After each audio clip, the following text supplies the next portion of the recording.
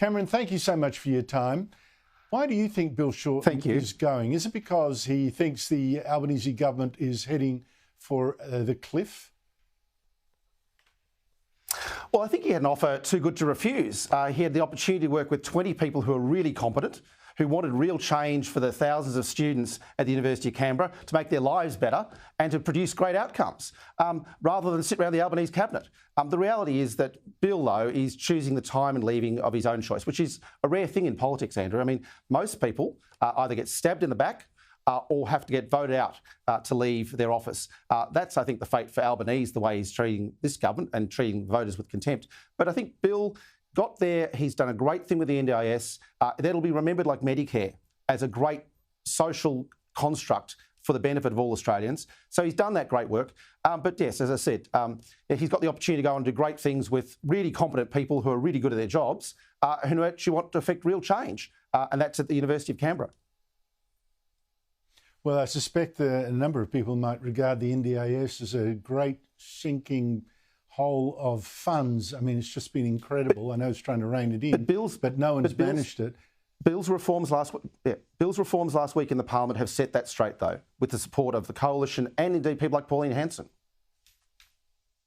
Well, not quite, because it's it still projects growing call on income, so we shall see, on taxes, so we shall see. But leave that to one side. Bill Shorten has been leader of the Labor right in a government that's lurched way to the left.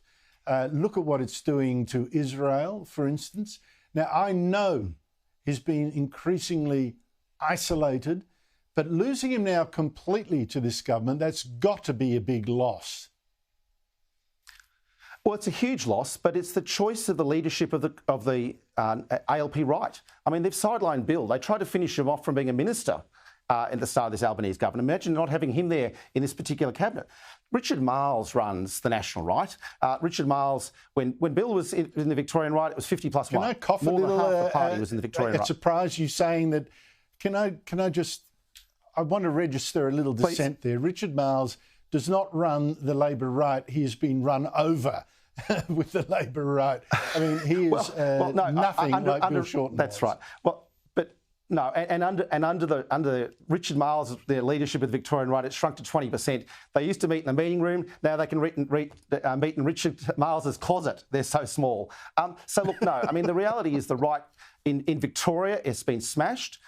In New South Wales, it's completely compromised by Chinese money and their position on Gaza and their position on the Middle East. And in Queensland, look, I think they couldn't even meet a cricket team.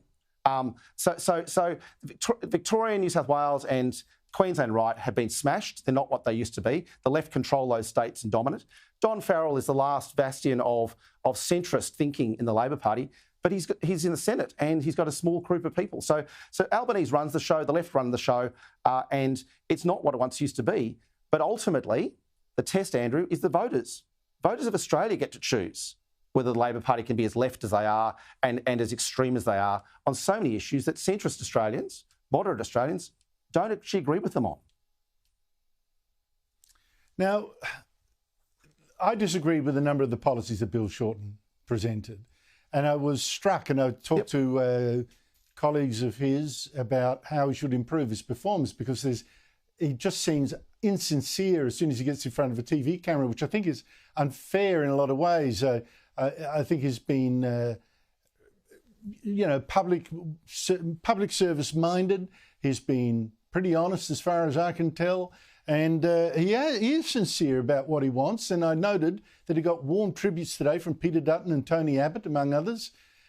What don't voters get about him? Because he lost one election, he nearly pulled off a miracle win, and then he happened to pull off a miracle loss against Malcolm Turnbull, of all people. Well, I think the thing is that Bill started from a very long way behind. So after the shambles of Rudd-Gillard-Rudd, we had 55 seats in the federal parliament, and he had to start from a very low base, and he got within one seat. He finished off Tony Abbott and almost finished off Malcolm Turnbull. Now, Malcolm Turnbull's involved in a lot of self-harm as the Prime Minister, so, he helped a lot in that campaign. But ultimately, Bill was ahead in all those news polls. But I think what happened in 2019 when Malcolm Turnbull was run over by Scott Morrison was Labor failed to reset. Labor didn't realise they're up against a different opponent. So I think looking back, 2019 and 2016 were all about conviction politics, putting your ideas before the people and asking for them to vote for it, rather than slipping and sliding into office the way Albo did. And then what happens when he gets to government? I mean, so at least Shorten had the conviction of his own background, his own Labor values, and wanted to put a mandate before the people of Australia, unlike his successor. And look how bad Albanese has been in government. So look, I think personally, Bill Shorten would have been a great Prime Minister, Andrew, but that's not the opportunity he's been given. Well, I suspect he would have been better than Malcolm Turnbull. I've got to be honest with you, Cameron. Cameron Milner, thank you so much indeed for your time. That's a low bar. It's a low bar.